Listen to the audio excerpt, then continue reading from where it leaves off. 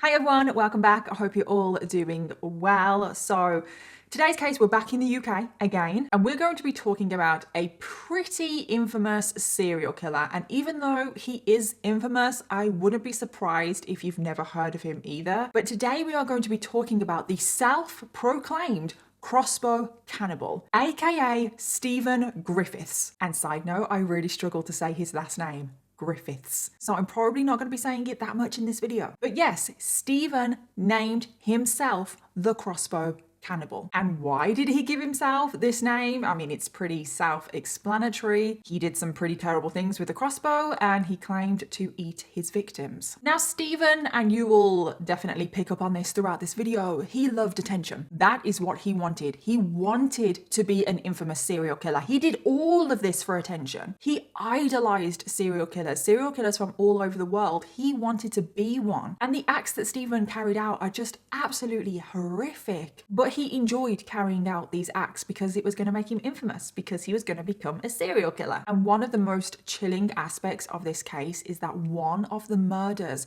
was caught on CCTV. I can't believe that is so rare to actually capture a murder happening. And then after he carries out that murder, Stephen comes back and puts his middle finger up to the camera. He looks so proud of himself. He looks so proud of what he has just done. So yeah, that is what we're going to be talking about today, Stephen Griffiths. So I just wanted to give a huge thank you to today's sponsor, and that is HelloFresh. So HelloFresh, where do I even begin? I bloody love this service. With HelloFresh, you get delicious recipes with fresh ingredients delivered right to your door. So every week, it just takes the stress out of planning what to have at meal times. It is so amazing. One of the main things that I love about HelloFresh is the variety. I just never get bored of the HelloFresh meals, because before HelloFresh, I would always just cook the same meals over and over again, and I would just get stuck in a rut. But with HelloFresh, there's always new meals to discover. They have at least 40 recipes available each week to choose from. And as well, you get to choose your own recipes from HelloFresh. HelloFresh don't choose for you. You get to choose your own recipes. And I always end up trying new dishes and new ingredients. And I found so many new things that I love through HelloFresh. And somehow, I don't know how HelloFresh do it, but even though I'm trying out all of these new dishes every single week, even though I'm trying new ingredients, I am never disappointed by a HelloFresh meal. And I actually enjoy meal times a lot more now that I have discovered HelloFresh, because I always just look forward to a nice, delicious, home-cooked meal. With HelloFresh, there is literally zero stress. You get a recipe card for each meal in your box, and on the recipe card, you get step-by-step instructions that do include pictures, so it is so easy to follow. There is less prep, less cleanup, and less food waste, because you always get the right amount of ingredients delivered to your door for your meal. So because there is less food waste, HelloFresh is a very sustainable option. Also, HelloFresh on average is 25% cheaper than takeout, and it can even be cheaper than your grocery shopping. So if you guys wanted to try out HelloFresh for yourself, go to hellofresh.com and then use the code 65Danielle for up to 65% off plus free shipping. That's hellofresh.com and use the code 65Danielle for 65% off plus free shipping. Thank you again to HelloFresh for sponsoring today's video, but thank you to every single one of you guys watching right now, because truly, without all of you guys, I wouldn't get opportunities like this. And now let's jump into today's case. So Stephen Griffiths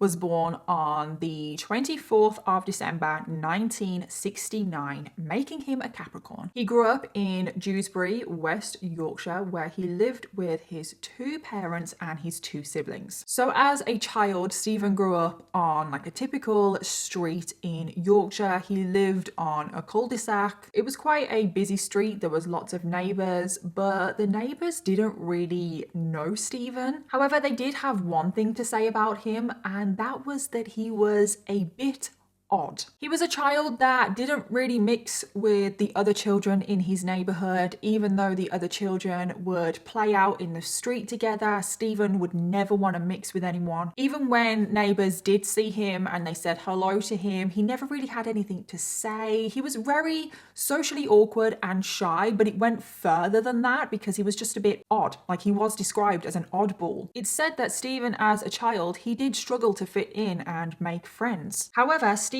as a child was very intelligent and gifted. And because of this, Stephen's parents decided to work really hard and send him to a private school. He ended up attending the Queen Elizabeth Grammar School, which is a pretty prestigious school. And the UK school system is pretty confusing. I'm not gonna lie, I don't even understand it. But there are many different schools that you can go to. There are some schools that are run by the government and anyone can go to them, they're free. Then there's other schools that are also run by the government, but you have to take a test to get in. Then there are other schools where you have to pay to go, they're like the private schools. And then there are other schools where you have to pay and take a test to get in. It's very, very confusing. But the one that Stephen went to was the one that you have to pay for. And this school, it's pretty pricey. Private schools are very, very expensive. I did hear that his tuition was about £9,000 a year. Also, which I just found like just really creepy actually, the exact school that Stephen went to, another pretty infamous serial killer also went there,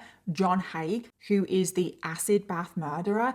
And I just find it weird that the acid bath murderer keeps coming up. I swear the universe is telling me to cover that case. And that was Stephen's younger childhood. There's actually not really much to say about his early years. However, just before he actually did start attending the private school, his parents got divorced. And this had a huge impact on Stephen because his parents sold the family home. His dad bought a different house. His mom bought a different house. And Stephen was very close to his dad, but now he was living full-time with his mom and he wouldn't really see his dad that much. And because of this, he became even more quiet, even more withdrawn. Also, around the same time as the divorce, his mom started to go off the rails a bit. She was really struggling to adjust to being a single mom. His mom became somewhat of a party animal and she started to neglect her children a bit, not really pay them much attention. And Stephen started to really resent his mom. He had all of this hatred and anger building up inside of him. And then because he was really resenting his mom, he started to act out. He started to rebel, and over time, this just got worse and worse, and his life just went completely downhill. First of all, he was incredibly lazy at school, even though both of his parents are working their arse off to send him to this very prestigious school. But I think he was just rebelling against his parents. He was like, okay, I don't want to try hard at school. I'm going to make you waste your money, essentially. But that's not like really concerning to me because I feel like we could possibly all understand that attitude from his perspective. But what was concerning is that from a very, very, very young age, he started to have an unhealthy obsession with weapons. And he used to bring these weapons into school. He used to bring his little briefcase in, and the weapons that he had were knives and daggers and throwing stars. He would come to school with his little briefcase and he would open his briefcase and show all of the other kids in school like a show and tell. And it's not quite known what exactly triggered off his fascination with weapons. He did used to play Dungeons and Dragons. Not that that is to blame or anything. I know a lot of people like to blame Dungeons and Dragons for a lot of things. I am not one of those people, but he definitely liked to live in a bit of a fantasy world. He probably did use that to escape his home life. But with Stephen, he didn't know how to separate fantasy, like, okay, play Dungeons and Dragons, be in that world and everything, but then possibly don't take throwing stars to school. But even if you don't find that concerning, this next thing you will definitely find concerning. And I've got to give a trigger warning here for animal abuse. I'm really, really sorry. Because from a young age as well, Stephen started to become fascinated and obsessed with killing animals. I know, can we get any more stereotypical serial killer? He would go into his back garden and neighbors witnessed this. He would pull out an air rifle, shoot birds down from the sky, literally tear them open with his own hands and dissect them. And he would have blood all over his hands. He would have this huge smile on his face. But that's not the only unhealthy obsession that Stephen had. He was also obsessed with serial killers. He had a huge collection of true crime books on all of the infamous serial killers and all the different kinds of crimes, etc. And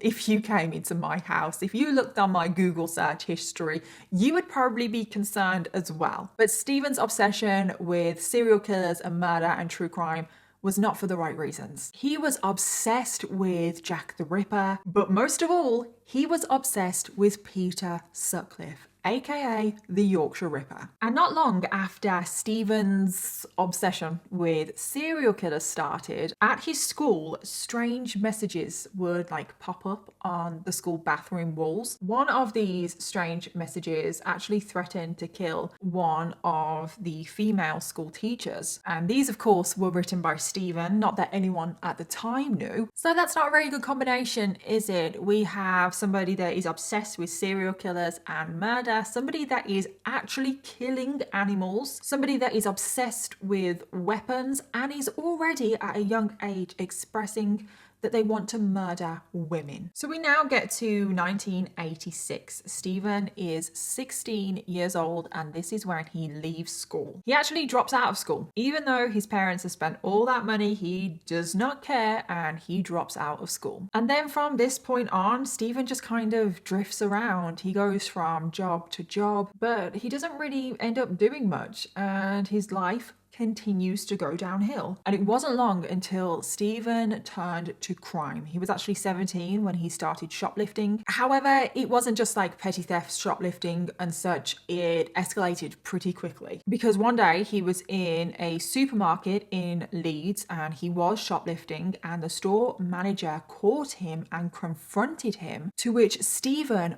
pulled out a knife and slashed this store manager's face, which it's like, oh my God, the store manager thankfully was okay, but the slash on their face was pretty bad. They needed 19 stitches. But it's like, oh my God, such an overreaction. Stephen was arrested for this and he was sent to prison for 3 years. Now, whilst he was in prison, Stephen would constantly tell the other prisoners and prison guards that he wanted to be a serial killer, that he wanted to commit murder. But the problem is with Stephen is that he did things all the time for attention, and unfortunately I think people thought that he was just doing this for attention, which granted he was. However, he meant it. It's almost like, well, what are you supposed to do anyway? I mean, oh God, he's expressing that he wants to become a murderer. So maybe he should be evaluated, assessed in some kind of way. As far as I'm aware, in this prison sentence, the first one, he wasn't seen by anybody. He wasn't diagnosed with anything. But it's like they can't keep him in prison just because he's expressing things.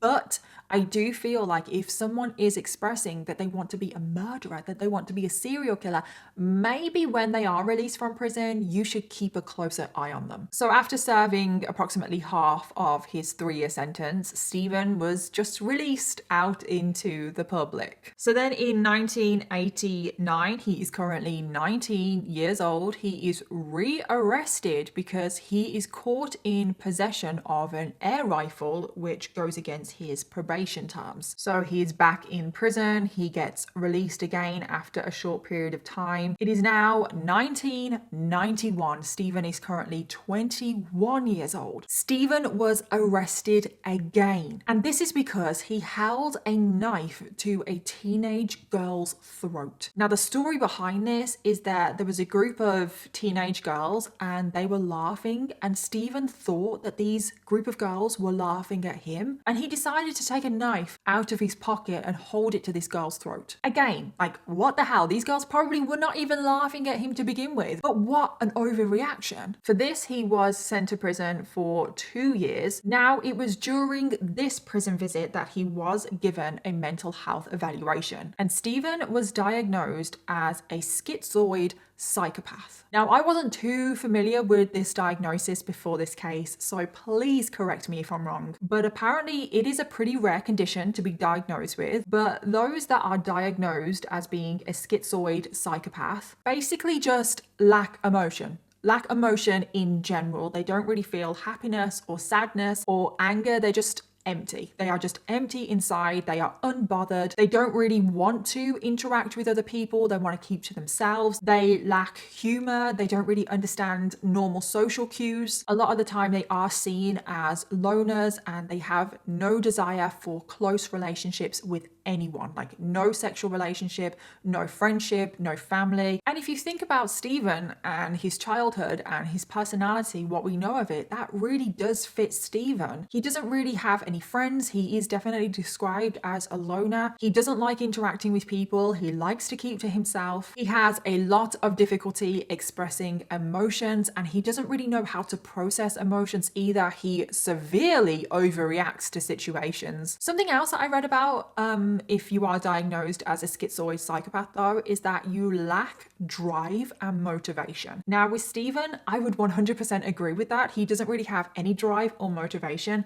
However, he is incredibly motivated in becoming a serial killer. And there is treatment for this diagnosis. There are treatments available, but this is like 1991. We all know mental health services have come a long way. He wasn't given any kind of therapy or medication or anything to kind of cope with this, and he should have been, because maybe if he was given, I don't know, a little bit of therapy, we wouldn't actually be talking about this case today. So now we skip forward to 1998. Stephen is now 28 years old. And even though we know that he has no interest in forming relationships with anyone in any way, Stephen decides that he wants to start dating. To no surprise, these relationships that he has do not go down very well. However, before we get onto his pretty extensive dating life, I just want to give you an update on what Stephen is currently doing, because obviously he's 28 years old now. He's currently living alone, and he's living at flat 33 Homefield Court, which is an address that would become very, very infamous, unfortunately. And at this point in Stephen's life, he decides, you know what? I want to go back to school. I want to go to university and study for a degree in psychology. No. And I know you're probably thinking, hang on, I thought he had no drive or motivation to do anything. But if you think that he was doing this degree just because he had an interest in psychology, you would be wrong. The fact that he chooses psychology is no coincidence. He used to tell everybody that he wanted to understand the minds of serial killers. And at this point, Stephen's personality can only be described as eccentric. Again, he wants to stand out from the crowd, which is just really weird because he's never wanted to do that before. But I do feel like he's slowly becoming the infamous serial killer that he wants to be. He wants to have this persona. He wants to stand out. So basically, the way he dressed, which definitely caught a lot of people's attention.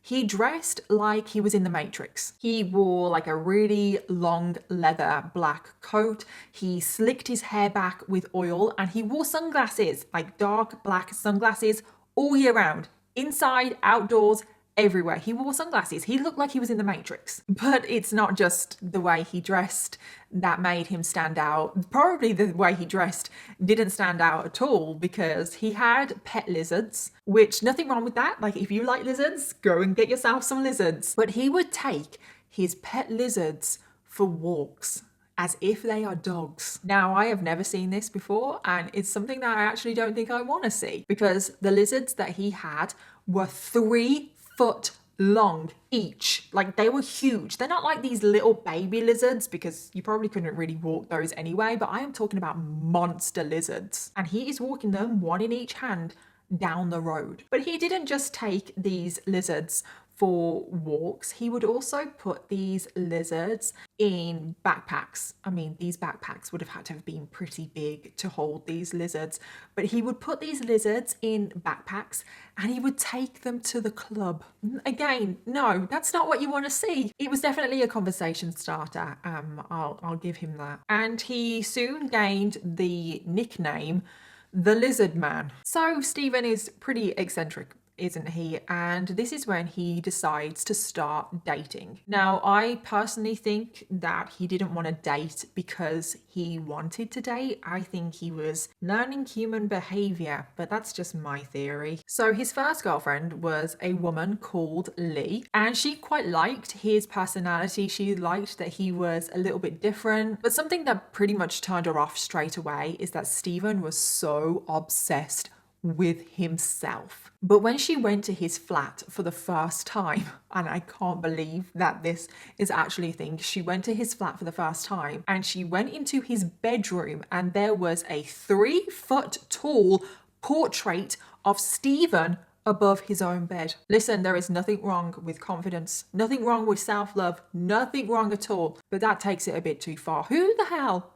I mean, I don't know, I don't want to offend anybody, but who the hell has a huge, like 3-foot portrait of themselves above their own bed? And I don't know how, but this relationship lasted for about 8 months. And something else that would really freak out Lee is that when they were asleep in bed, if she woke up in the middle of the night, Stephen would be there propped up on his elbow staring at her. I'm sorry, that would only have to happen to me once and I would be like, no, I put up with your 3-foot lizards and your 3-foot portrait of yourself. I put up with all your weapons and your talk of serial killers, and now you're just staring at me in the middle of the night.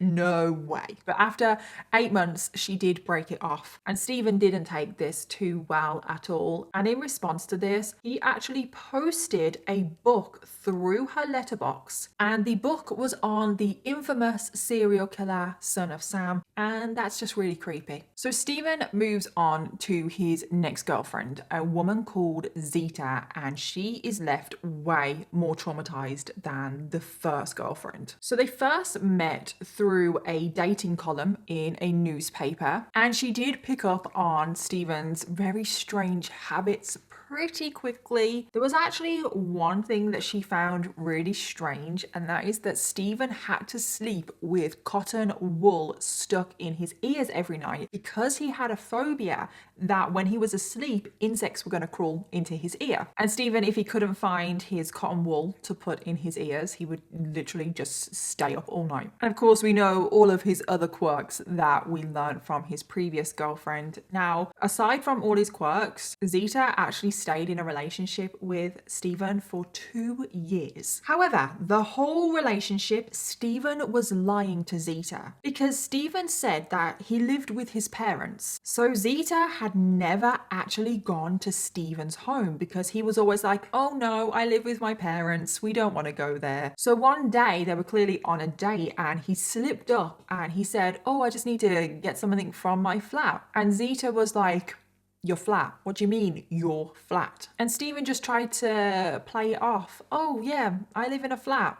Yeah, I live on my own. So Zita said to him, can I come to your flat? Like, what's the big deal? So Stephen reluctantly let Zita visit his flat. And when she walked in, she was shocked. I mean, she did know about his quirks. She did know that he idolized serial killers and all stuff like that. But I don't really think she took it that seriously. But when she walked into his flat and it was literally full of serial killer memorabilia, she was like, oh, okay, this obsession is pretty serious. And Stephen's true crime collection had really expanded over the years. I'm not just talking about like a few books and a few movies and a few little things like decoration things dotted around the house. Oh no, I'm talking hundreds of books, hundreds of films, hundreds of documentaries. She also saw that his flat was full of weapons. He is still obsessed with weapons. He had 2 huge samurai swords on the wall in his living room. There were knives, like really big knives, just out and about, just on the side. There were still his throwing stars, just dotted around. And then there were also a few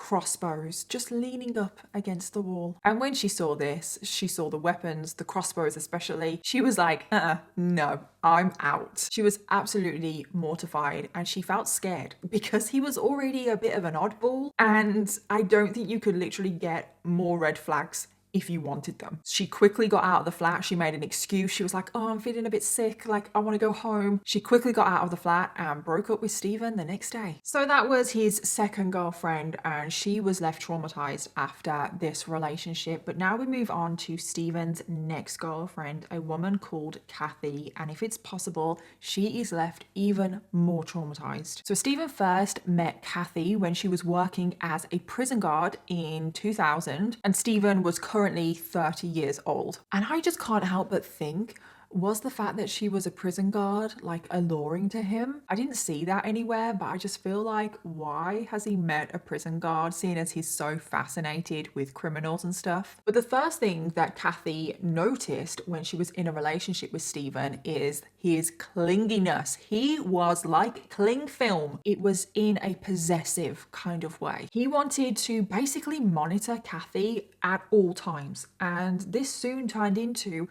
a very abusive relationship. So when Stephen first met Kathy, she was living on her own in her flat with her 2 dogs, which she adored. And in the beginning of their relationship, Stephen spent a lot of time in Kathy's flat because Kathy would always say, I can't leave my dogs, I have to look after my dogs. So Stephen developed a hatred towards Kathy's dogs. He hated that Kathy loved her dogs so much, prioritized her dogs, and Stephen saw these dogs as his rivals. So Stephen started to form an evil plan on how to get rid of the dogs. So one day, Kathy, who was currently on antidepressants, she was at her flat and she needed to take her tablet. So Stephen gets up and he says, oh, don't worry, I'll get your medication. So Kathy stays on the sofa, but what she doesn't know is that Stephen has switched her medication. And the medication that he had switched, it was dangerous to mix with her current antidepressants. So Stephen gives Kathy this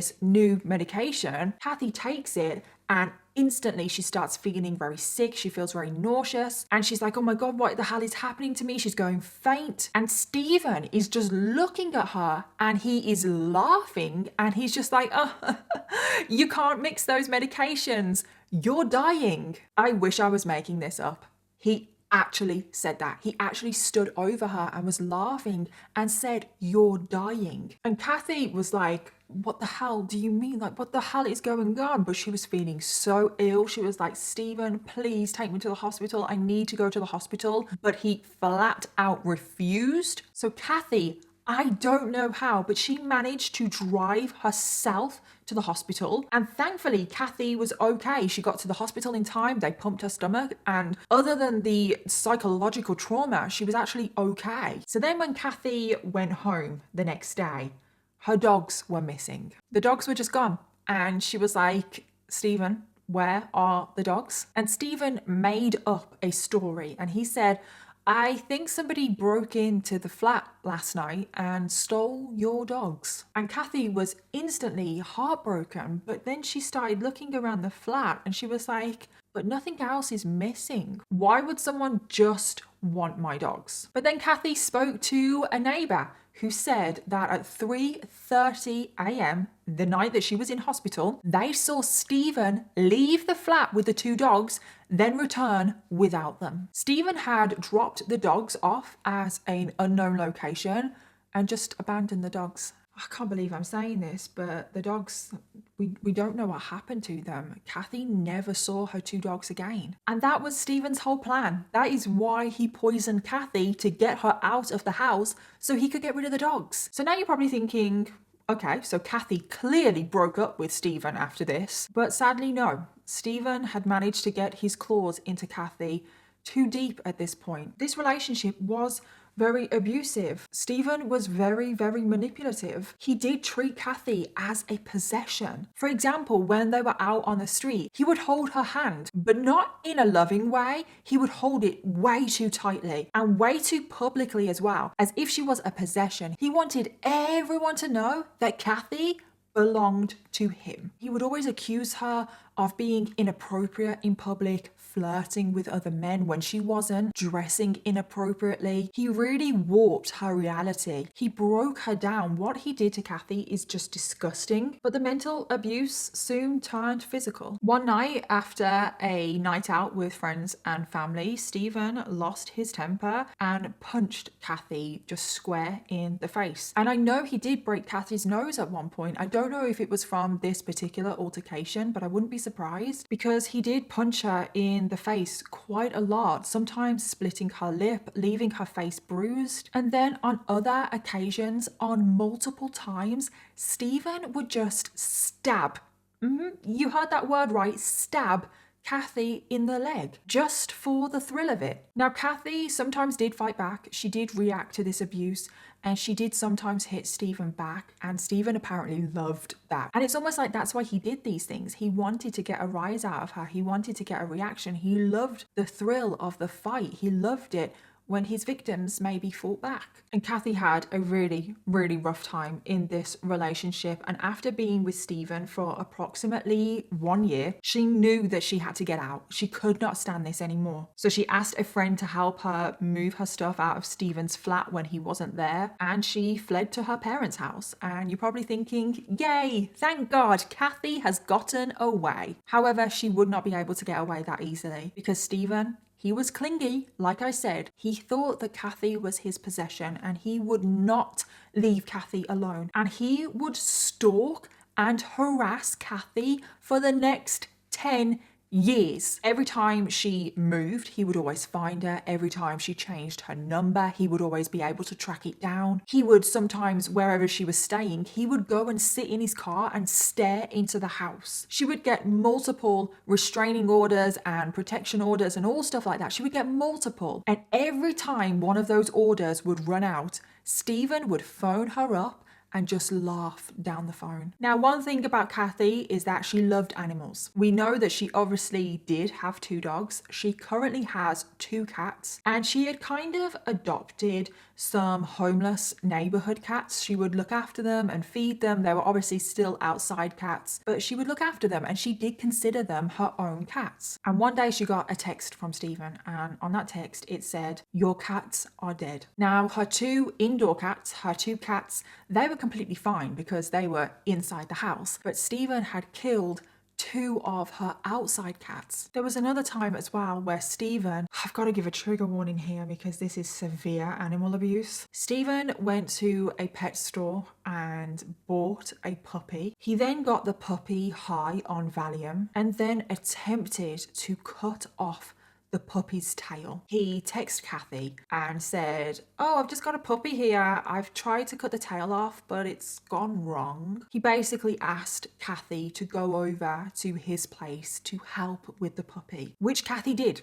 Of course she did. Thankfully, Kathy managed to get the puppy. She took the puppy to the vet and the puppy was fine. But it's crazy the lengths that Stephen will go to, the animal abuse, just to get Kathy's attention, just to get her over to his place. And he was just making her life a living hell. And I just can't believe that went on for 10 years. She only was in a relationship with him for 1 year and she was subjected to all of that for 10. She actually only managed to shake off Stephen when he was arrested for what we know he goes on to do. So that was some of Stephen's dating history, because there are more women that he dated, and the other women that he dated had a pretty rough time as well. They did experience some similar things. Like, we know that there was one woman where he poured boiling water over her stomach and legs when she was sleeping, and he did have to go to court. He was arrested for that offense, but the jury found him not guilty. So whilst Stephen is stalking Kathy, because all of this is going on as he's doing all of those things that I've just said to Kathy, he has currently gotten his degree in psychology. He actually graduated with a first. Like I said in the beginning of the video, he was pretty intelligent. We now get on to the series of events that pretty much do lead up to him becoming the evil, infamous serial killer that we know of him today. So it is now 2004. Stephen is in his mid-30s, and Stephen managed to enroll on a PhD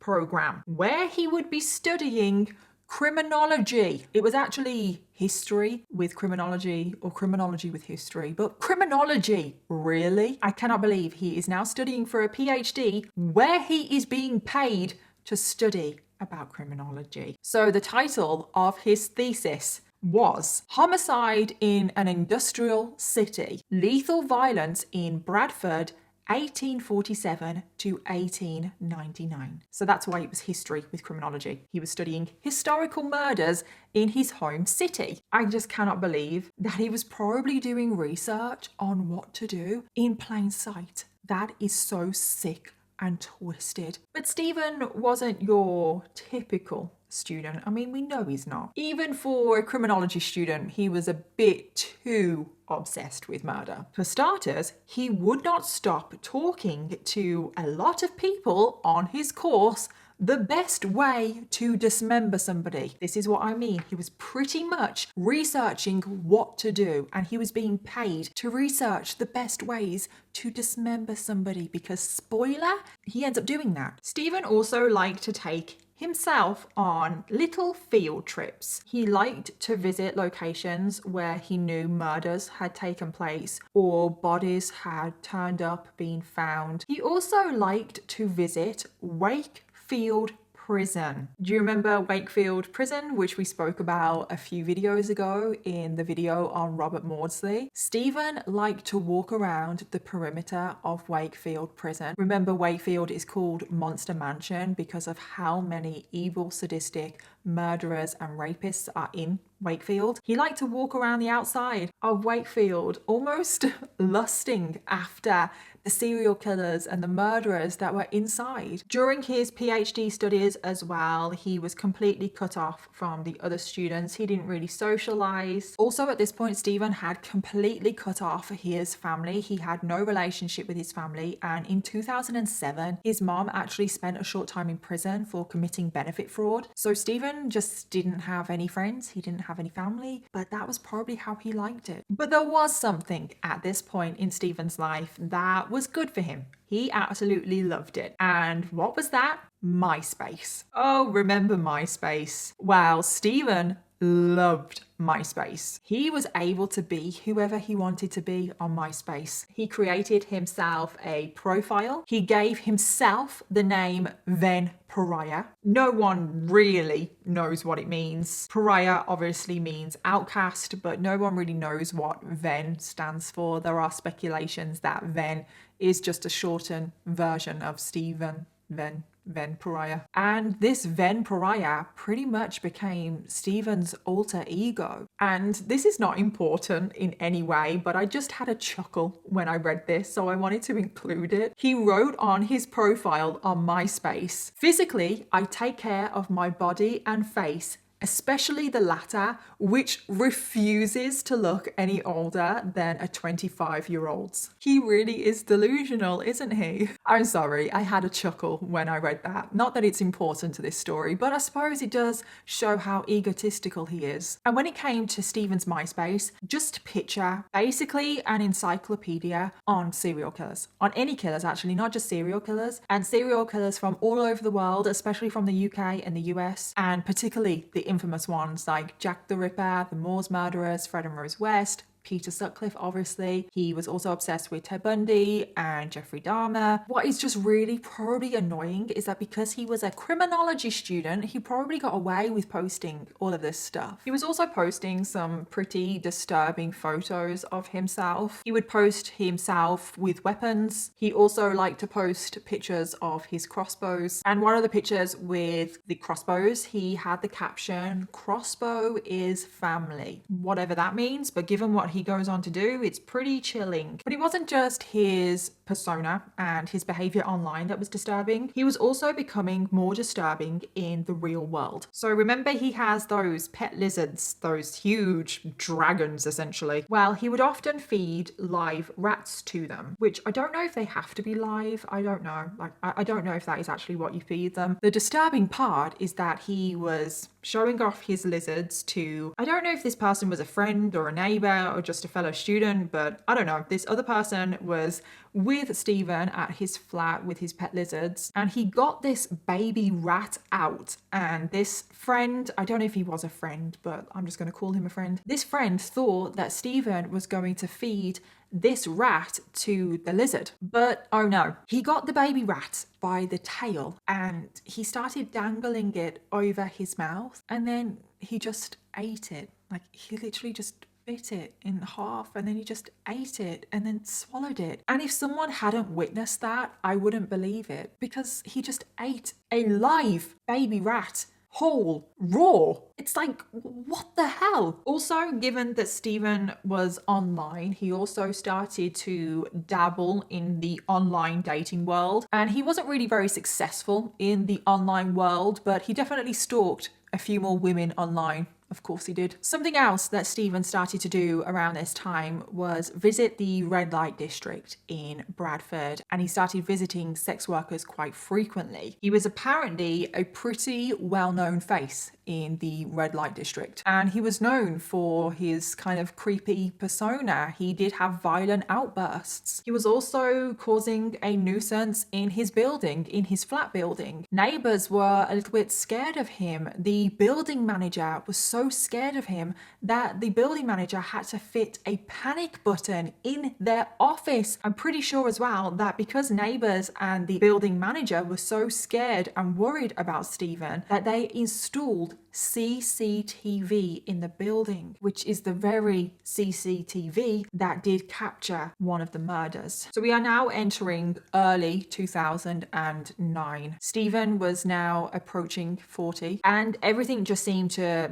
change from this moment on. It's like he reached a boiling point and a switch was just flipped. It's almost like he became his online persona, this Venn pariah. He became more and more isolated in his murder studies. All of these women from the online dating world were rejecting him and he was getting angrier and angrier. He also completely changed his look because he did have really long hair and he did dress, like I said, like he was from the Matrix. Well, all of that changed. He cut his hair, he changed his clothes. It almost like he was becoming somebody else. He was becoming his alter ego Venn pariah. He was becoming the serial killer. And this is the point in the story where Stephen does start to formulate his evil plans. Like I said earlier on, he only seems to have one thing that he is motivated by, and that is becoming an infamous serial killer. He has literally dedicated his whole life to becoming an infamous serial killer. He has spent all of this time learning about human behavior, learning about criminals, especially serial killers, how their mind works, about crime scene investigation, all of his studies, all of his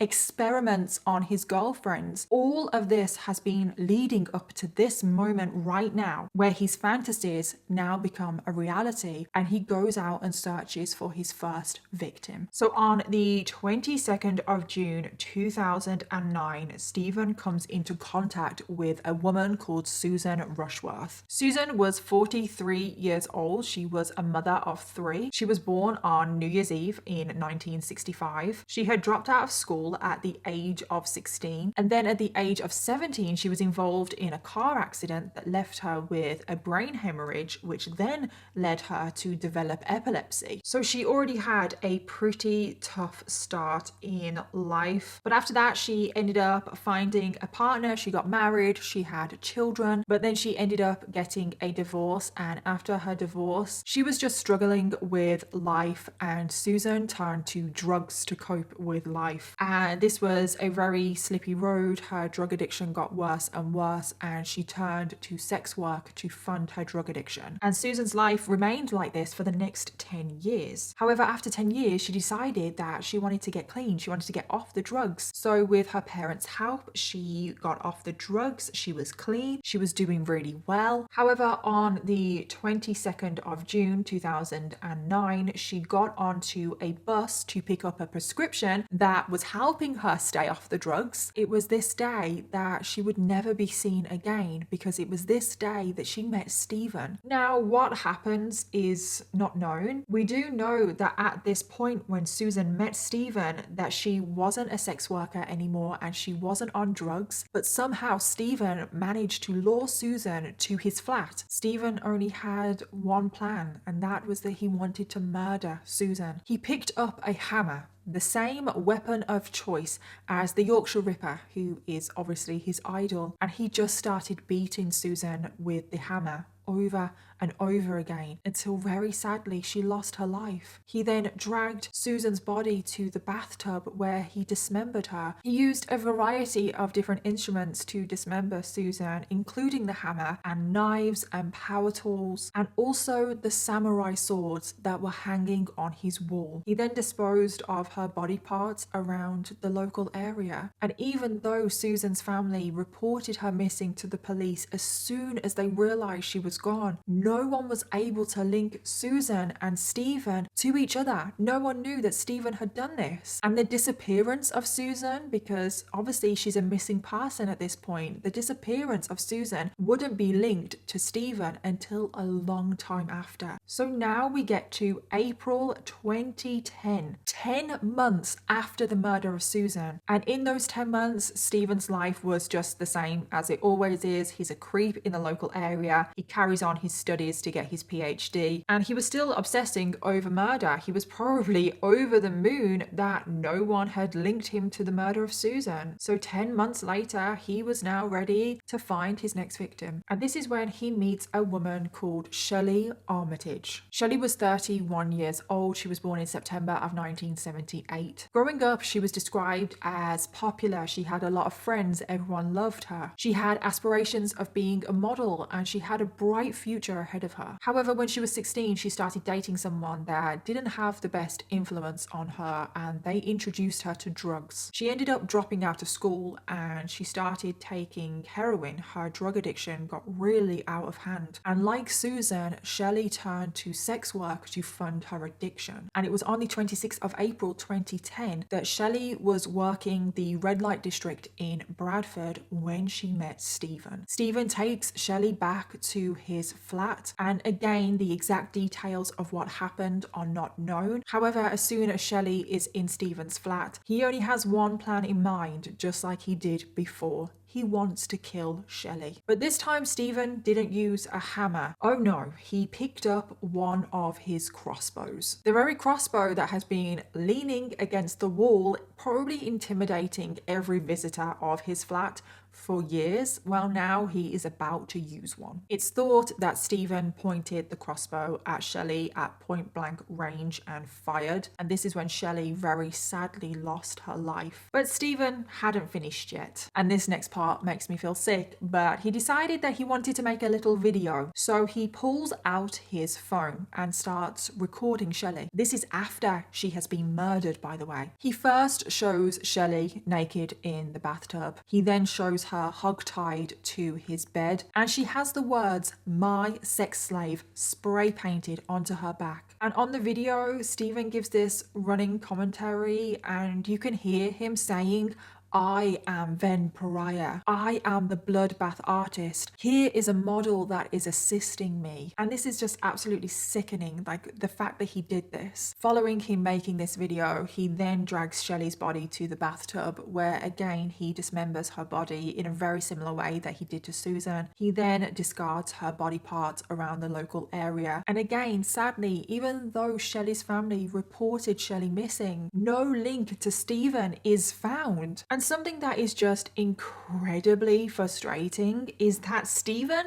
actually messed up in this murder. He apparently lost his phone. He left it on a train and a member of the public got the phone and then sold it to somebody else. But he left his phone. He left his phone on a train that has that video of Shelley on it. Now, me personally, I think he lost the phone on purpose. I think he wanted that phone to be found, and I think he wanted a member of the public to see that video and report it to the police. But I'll get on to why I think that at the end of the video. But even though a member of the public had found this phone and obviously bought this phone, the police wouldn't know about this video immediately. It would take some time for the police to actually become aware of the video. So now we get to the 22nd of May 2010, so less than 4 weeks after the murder of Shelley, which is a much shorter cool down period. Now, I do have a theory as to why this cool down period is so short. Well, we know that he's lost his phone. He's probably thinking that at any moment that phone could be handed into the police, and that phone is probably going to be traced back to him. Now, Stephen wants to become a serial killer, doesn't he? Which means that he now needs to kill a third person, which is why I think the cool down period was so much shorter. And I just want to make that clear, that's my theory. I didn't see it anywhere, so I might be wrong. But it was on the 22nd of May 2010 that Stephen meets Suzanne Blamires. And I know this might be a little bit confusing because the first victim victim. Her name was Susan, and now we have Suzanne. But Suzanne was 36 years old. She was born in February of 1974. She grew up in a very loving family. She was very intelligent. She did really well in school, and then after leaving school, she was training to become a nurse. However, Suzanne got involved in drugs and her life did spiral. She ended up living with a violent drug dealer that forced her into sex work. And then this became Suzanne's life for the next 10 years. And in the early hours of the 22nd of May 2010, Suzanne was working the red light district when she met Stephen. And Stephen, like the previous two victims, he took Suzanne back to his flat. However, with this murder, we do know a few more details. And that is because some of the murder was actually caught on CCTV. So first of all, it is caught that Stephen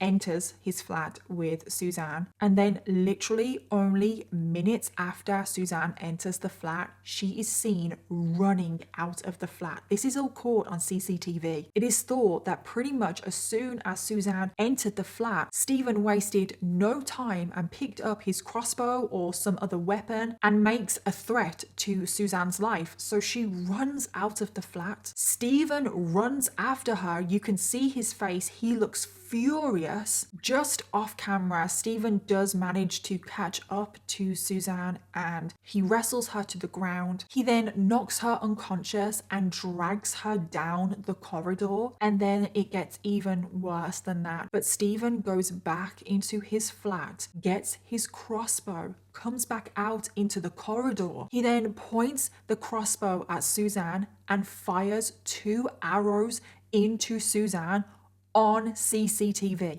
He does all of this in full view of the camera. He fires 1 arrow into her body and then the second into her head. Suzanne has now lost her life and it has been caught on camera. He then drags Suzanne's body back to the flat. But what is just so disturbing to think about is that Stephen goes back into his flat and then 20 minutes later, he comes back out of his flat, still holding his crossbow, walks directly up to the camera and puts his middle finger up. He then shows the crossbow and he has the biggest smirk on his face, like he's proud of what he has done. And that is just so sick and twisted because he knew that he was on camera. He knew that that whole thing was captured on camera. And I think that he wanted it to be caught on camera. But Stephen is not satisfied. Like I said, my theory of why the cool down period was so short is because he was convinced that he was going to get caught from leaving the mobile phone on the train. Well, now he has actually been caught on CCTV committing a murder. He knows that his days are numbered, if not hours are numbered. So Stephen wants to take out another victim whilst he still can. 30 minutes after he puts his middle finger up to the camera, he comes back out of the flat drinking Sprite. He actually cheers the camera. He puts the Sprite up to the camera as in cheers. He then goes back out and he goes and searches for another victim. This is when he meets a woman called Rosalind and he tries for a very long time to get Rosalind back to his flat. I saw a timeline of what happened on this night and he literally does pursue Rosalind for hours trying to get her back to his flat, but she refused, thank God. And at the time she didn't realize, but the fact that she refused and kept refusing saved her life. Stephen then returns to the flat alone, and over the next, I think it was 12 plus hours, he is dismembering Suzanne's body and he disposes of her body parts in a local river. So now we get to Monday, the 24th of May, 2 days after Stephen has committed murder on camera. And I bet you're probably thinking,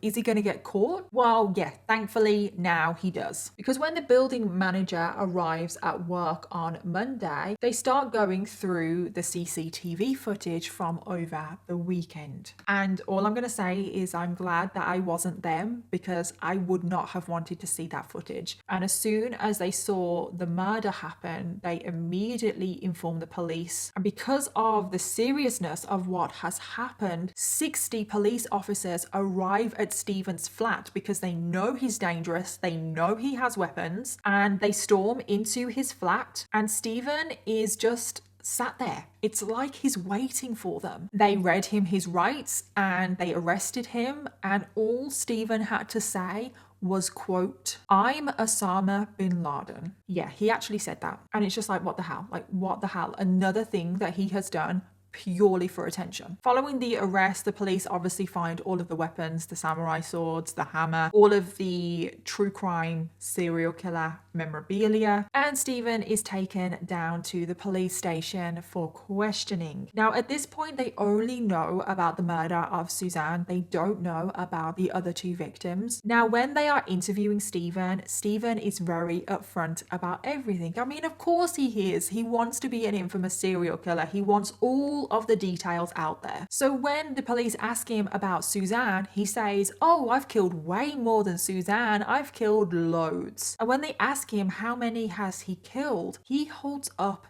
6 fingers, which I know you're probably thinking, oh my God, are there actually 3 more? And I'm here to tell you that no, there isn't. Thankfully, there is not 3 more victims. This again was something else that Stephen did for attention. Stephen did give the names of the 2 other women that he killed though, which were Susan and Shelley. But one thing that he wasn't really able to articulate himself on was, why did he do this? What was his motive? You can see clips of his interview and he's just babbling about the most random things. And he says weird things like, oh, sometimes you kill people to kill yourself. So just sometimes you killed someone to kill yourself, or killed parents. I don't know. That's like deep issues inside me. Well, I'm misanthropic. I don't have much time for the human race. Stephen also wanted to blame his alter ego, Ven Pariah, for the murders. And something that he refused to say was the location of the victims' bodies. And what sort of location have you put them in? If you can't tell us where, what sort of location have you put them? I don't know. Where a robot, where a computer would put it. You know, a rational, emotionless aberration would. This was something that he wanted to have power over the police. He didn't want to reveal where the victims were. He wanted to feel in control, and he was probably also inspired by other serial killers that have also not said where their victims were. Kind of like the Moors murderers. They didn't reveal all of the locations to their victims, Dennis Nielsen. So by the end of the interview, the police had a full confession from Stephen. They knew that he was a serial killer. They knew that he was responsible for the deaths of Susan, Shelley, and Suzanne, but they didn't know where their bodies were. But following the day that Stephen was arrested, this is where everything would change. Because on the 25th of May, 2010, a member of the public spots a rucksack in a local river, and when they pulled the bag out of the river, and inside the bag was a human head. It turns out that the head belonged to Stephen's final victim, Suzanne, and horrifically still in her skull was a crossbow arrow. So a search team was immediately sent to the river, and they found pretty much the rest of Suzanne's body in various different bags. Suzanne's body was actually dismembered into 81 different pieces, and whilst they were also searching the river, police also found some body parts of Stephen's second victim, Shelley. They didn't find much of Shelley. There was some of her spine that was found and not much more, and very sadly the police still don't know where the rest of Shelley's body was, but this did confirm that Stephen was responsible for Shelley's murder. However, when it comes to Stephen's first victim, Susan, none of her body has ever been found, and Stephen will not disclose the location where he disposed of her body, which I think is absolutely disgusting. And then it was a week later after Stephen's arrest that they finally tracked down that phone with the video on of Shelley. So now the police had even more damning evidence against Stephen that he did murder Shelley. And now we get to Stephen's trial. He would finally get his day in court, and I bet you Stephen was looking forward to this day because we all know that he loves attention. So the first thing that Stephen did was he got a defense lawyer, and he made sure to get a lawyer from the same firm that represented Peter Sutcliffe, the Yorkshire Ripper. That is how deep his obsession goes. So now we get to Stephen's trial. It was actually a pre-trial, but it's all very confusing. I'm just going to say trial. And he was asked to stand up and confirm his name, which is a very normal standard thing. Everyone that goes to trial in the UK has to do it, and I'm sure they probably have to do it in other countries. So Stephen stands up, and instead of saying his name was Stephen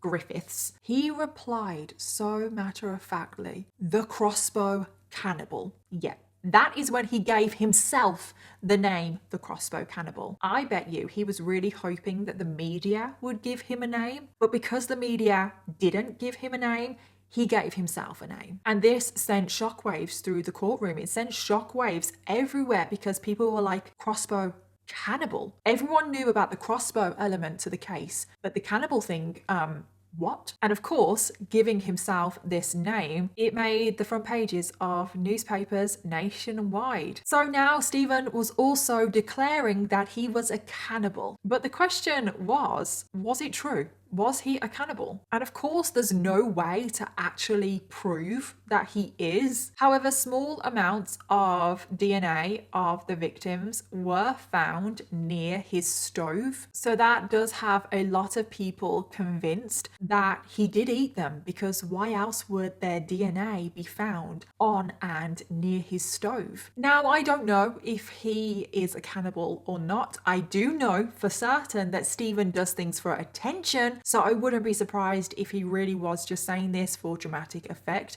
But Stephen is adamant that he was a cannibal. He said with his first victim, he actually did cook some of her body parts. But then with the last two victims, he also did cook some of their body parts. But then with the last victim, he just ate some of her raw. But the fact that the DNA of the victims was found near and on the stove in no way proves that he did eat his victims. But the press was having a field day with the cannibalism details. I mean, of course they were. Do we expect anything else? And whether Stephen was a cannibal or not is something that we probably will never know for certain. And then it was in December of 2010 that Stephen's main trial began. To everyone's surprise, Stephen actually pleaded guilty. I think everyone was expecting him to plead not guilty so he could really drag this out and get a lot of attention. But because he had pleaded guilty, there wasn't really a trial. And following this, the judge sentenced Stephen to a whole life sentence, which is pretty rare in the UK. Not many people actually have a whole life tariff. So that means that Stephen will never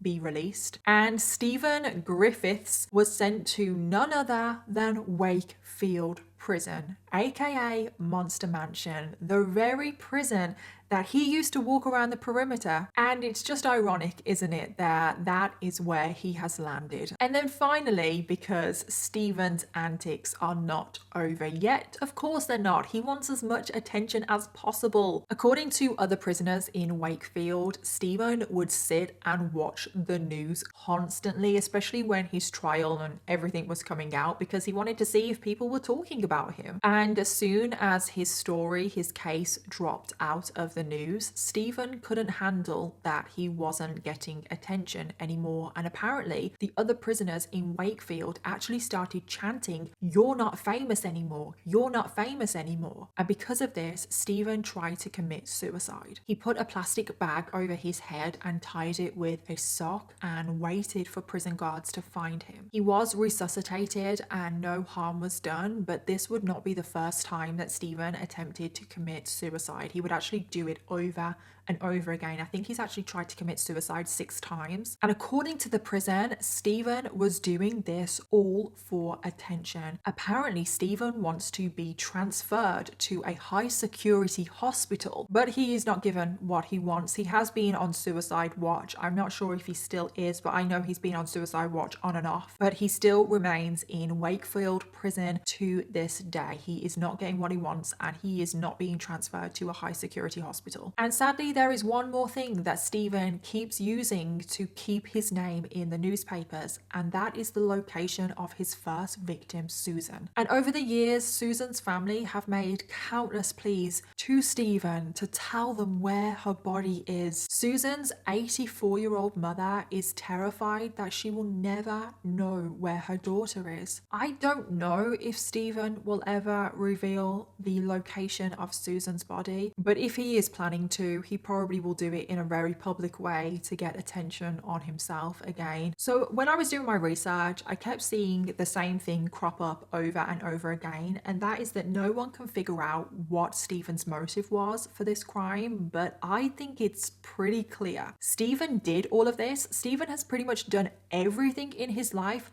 for attention. It is very clear that from a very young age, he wanted to be a serial killer. And I truly believe that he lived his life to be a serial killer. He prepared, he prepped, he planned. I mean, look at what he studied. I believe every single thing that he did prepared him to become a serial killer. I truly believe that. And if you think about his crimes, everything was for dramatic effect. He wanted to make sure that he ticked every single box to make sure that he would be infamous and that people would talk about him. I mean, just look at the weapon that he used, a crossbow. That is not exactly a common weapon. The fact that he dismembered the bodies and is now claiming that he ate some of his victims and that he's a cannibal. The fact that one of his murders was caught on CCTV, that was no coincidence. The fact that he stood up in court himself and gave himself the nickname the Crossbow Cannibal. The video that he made of Shelley and that he put on her back, my sex slave. The fact that he lost his phone on a train. I think he truly did want someone to find that phone and see that footage, and I really do think that he wanted that footage out there in the news and people talking about it and speculating who is this Ven Pariah, but obviously that didn't happen. The fact that he had this alter ego Ven Pariah. Every single thing has been done for attention, dramatic effect. Even though he wrote my sex slave on Shelley's back and he did target sex workers, I don't think that his crimes were sexually motivated at all. I think he just targeted sex workers because unfortunately they are more vulnerable, and I think he wrote my sex slave on Shelley's back again for dramatic effect. And I could be wrong on all of that. I'm not saying that I'm right. That is just my theory, that it was purely done for attention and his whole life was leading up for him to become a serial killer and everything was for dramatic effect, and he just did all of these extra things to make sure that he would go down in the history books like his idols. And finally, I want to end this video focusing on the victims of today's case. Susan Rushworth was described as a lovely girl who would do anything for anyone. She had many struggles in her life, but she was just getting everything back on track and was enjoying spending time with her parents and taking care of her father, who at the time of her death had dementia. She was loved massively by her family, and they all miss her incredibly. Her life was taken far too soon. She was only 43 years old. Shelley Armitage was described as someone who had a heart of gold and a beautiful smile. She was caring, compassionate, and would do anything for anyone. She had aspirations to become a model, but sadly things in life had taken a different turn for her. She was only 31 years old. Suzanne Blamires was described as someone who was cheeky, full of confidence and outgoing. As a young girl, she was bright, intelligent, and had big plans on becoming a nurse. Her family have said that her life ended up taking the wrong path, but she was still a much loved daughter, sister, and niece. She is hugely missed by her family. She was only 36 years old. And that is the end of the case of Stephen Griffiths, aka the Crossbow Cannibal. As always, let me know your thoughts, theories, and opinions. And don't forget to leave me your case suggestions in the comments down below, because I always want to know what you want to hear next. Thank you again to HelloFresh for sponsoring today's video, and I'll see you all in my next video. Bye.